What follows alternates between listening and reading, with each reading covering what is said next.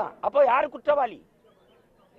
அப்ப இனிமேலாவது அந்த தவறை செய்யாம நீங்க திருந்தணும். இல்லைன்னா இப்ப 1 லட்சம் போராட்டமாக இருக்கிறது, அப்புறம் 10 லட்சம் போராட்டமா மாறும். அப்போ வாழ்வதற்கு போராட்டமே வாழ்க்கையா மாறிடும். போராடினால்தான் வாழ முடியுங்கிற நிலைக்கு தள்ளப்பட்டுருவோம். இப்ப இதுல பேச்சு என்ன இருக்குது? தொடர்ந்து போராட்டம் போயிட்டு இருந்துச்சு. அடக்குமுறை, சிறை எல்லாம் நீங்க பார்த்துட்டு தான் இருந்தீங்க.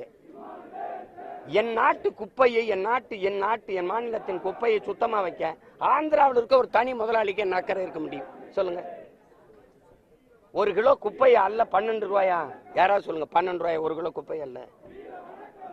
12 ரூபாயா? அப்படி நீ கட்டணம் போட்டு எடுத்துட்டு போற. ஒரு கழிவறை, அரசு நடத்துற கழிவறை கழுவ 350 ரூபாயா தம்பி? 3 ரூபா 50 காசுக்கு இந்த ஆசிட்டோ பினாயில வாங்கி ஊத்துனா வெள்ளையாயிடும். அப்ப கொள்ளையடிக்கிறதுக்குன்னே ஒரு மாசத்துக்கு 270 கோடி தம்பி குப்பையல்ல சென்னையில. இப்ப 10 மாசத்துக்கு 2700 கோடி. 70 கோடியை கொடுத்தாலே என் மக்களுக்கு நல்ல ஊதியம் கொடுத்து நல்ல உபகரணம் அந்த கருவிகளை கொடுத்து அள்ளிடலாம். மீதி 200 கோடி எங்க? ஏன் அந்த முதலாளிகிட்ட போகுது? இந்த காசு யாரு கொடுக்குறா? அரசு நேரடியா தன் தொழிலாளி கொடுத்துட வேண்டியதானே. எதுக்கு இடையில ஒருத்தன்? இந்த இவன் யாரு? இது கல்விக்கு உங்கள்ட்ட பதில் இருக்கா? இவன் யாரு இவனுக்கு என்ன சம்பந்தம்? அப்போ எப்படி இருக்கு பாருங்க. இடையில இருக்கிற ஒரு தரகன் வரேன், இவன் எதுக்கு வரேன்? நீ வேலைக்கு எடுத்தில துப்புரவு பணியாளர், அரசு வேலைன்னு எடுத்தியா தனியார் முதலாளிக்குன்னு எடுத்தியா? அப்புறம் அவன்கிட்ட கொடுக்குற? ஒரு குப்பை அல்ற தொழில குப்பையல்ல கூட உன்னால முடியல.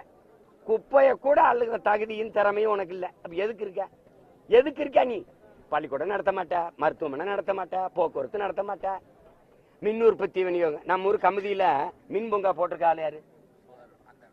எத்தனை ஆயிரம் கோடி? 5000 ஏக்கர் 20 கிராமத்தை வெளியேற்றிட்டு போட்டிருக்காப்ல. மொத்தமாவே 4500 கோடி தான் முதலீடு பண்ணிருக்காப்ல. அந்த 4500 கோடி காசு தமிழ்நாட்டுக்கிட்ட இல்ல. சாராயம் மட்டுமே இலவ 50000 கோடி. எல்லாத்தையும் தனியாற்ற கொடுத்துட்ட. சாராயம் காய்ச்சறதை வச்சிருக்க, சாராயம் விற்கிறத நீ வச்சிருக்க. வேற படிக்கிறத தனியாற்ற கொடுத்துட்ட, குடிக்கிறத நீ வச்சுக்கிட்ட. நோய்வாய்ப்பட்டா நீ எல்லாம் டாக்டருக்கு படி.